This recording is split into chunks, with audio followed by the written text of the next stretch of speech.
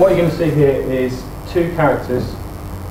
This guy on the left is for comparison, and this guy on the right is going to receive a very serious injury, something like a missing leg, where he's going to lose an awful lot of blood. Again, this here is the blood that you see comes from the research of me sprinkling blood all over myself. So he's received this injury, and in the first stage of shock, he's obviously hurting a lot. But as he goes through into the next stage of shock, he starts to lose the hurt that he's got and starts to look a little bit more confused. That's the health 50. So he's lost half the blood in his body, and you should start seeing, if the lights were off, but they're not, that he's starting to get a lot paler around this area, and should start to see beads of sweat appearing on his brow. And now you should start to see that he's working extremely hard, trying to pump as much oxygen into his body as possible to keep the blood flowing. Unfortunately, but I can, but it doesn't seem to make much difference. So, yeah, you can see he's gone pale now, and in fact, he's died, which is very sad. This is, in fact, my lead designer, Dave. the point of all that was that we had now developed a really quite believable character that we could set a death clock on. So we could say, okay, he's got a broken leg and he's bleeding heavily from a puncture wound. We can start him off at 80 and he's going to take half an hour to get to 20 health. Or we could say, there's an old lady, she's got a cut in the back of her head, her blood's not clotting, she's going to take 3 days to die unless somebody does something about it. So we have this kind of set of curves that this character works on that you can stretch over time, and I can start and stop the death anywhere I like, which is nice. So this character is going to go in our game so that when it's being played by doctors and so on, they can immediately see how sweaty somebody is, how pale they are, and they can make a part judgment as to what to do with that person based on their initial look. The next stage of triage is to actually go in and take their heart rate, check their breathing, check their pulse, ask them if they can walk, and then prioritise those casualties based on that. So we arranged this kind of this is another kind of character that's reusable. We set about creating a very generic head mesh that has the same number of nodes in the head every time you use it. It might be a different shape, but you'll see that there's a lot of density around kind of the eyes and the nose and the mouth, so that you can alter this one model to practically any face shape. And because all the nodes are in the same place, texturing it becomes that much faster. So this is more kind of grant-funded research that we just wouldn't have had the time to do. And although everything that I'm showing you was used in our triage prototype, what's actually happened is that the other teams in the company, if they want a head in their game, they come and get our head mesh and they use that. If they want blood in their game, they come and get our blood shader, and it's got sliders on it for amount of blood. And if they want a lot of blood, and in an unrealistic, splashy way, they can do that.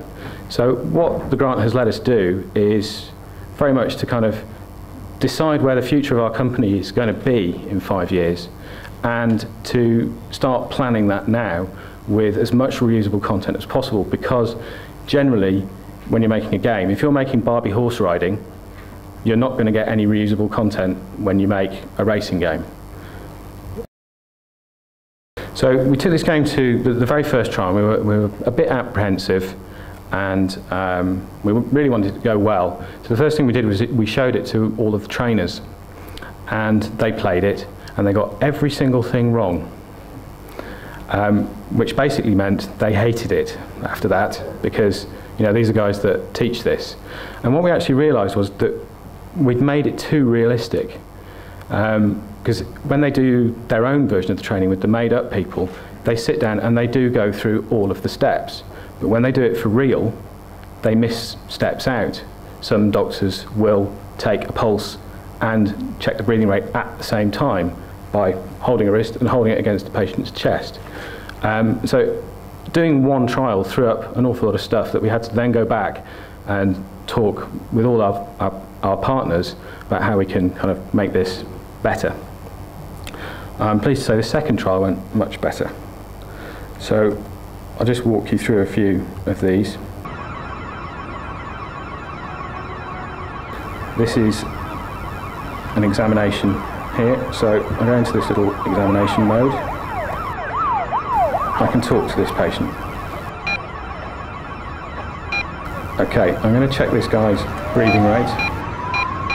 I'm going to tag this guy as immediate.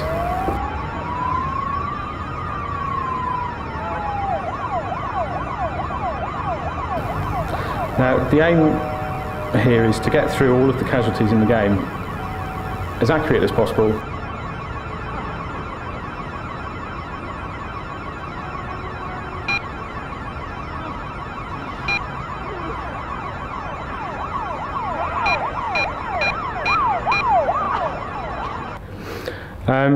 What we've got here is a breakdown per casualty of the tag that you've given them and the steps that you did to arrive at that tag. So the most important thing is that you got them right, and it also tells me how long I should have taken to do that and how long I did take to do that. We took this to 8 different trusts, and when we analysed all the feedback, we actually discovered, to our huge delight, that our game was statistically better at teaching people triage than their normal methods, which I believe, certainly in the UK, is a first for any serious game. So what have we done? Well, we've produced a fantastic demo that all the doctors love now that they can get it all right as teachers. They love it. So it's been very well received. It's built a client base that are interested in commissioning not only a triage game tailored to their needs, but other serious games as well. It's also built the business across the whole business because publishers are very interested in this because it's different, and it shows innovation, and also the quality of what we've done is very high. That's mostly due to my art manager, who is quite fierce at times when things don't come up to his standard. So as far as kind of further investment and things to look out for, the biggest thing is misunderstanding about procedures, technical terms, and the ways and methods that you're working. Another big thing is who's in charge of what, which can cause, unless you hammer that out really early on, it can cause an awful lot of problems.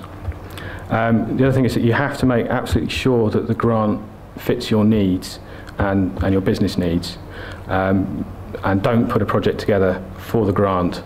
Put it together for your business, because if you spend 3 years servicing a grant, you're going to regret doing it. So make sure that your grant is servicing your needs rather than the other way around. And when you're working with multiple partners who perhaps don't have this project as their main interest, it's obviously really important to keep lines of communication open all the time.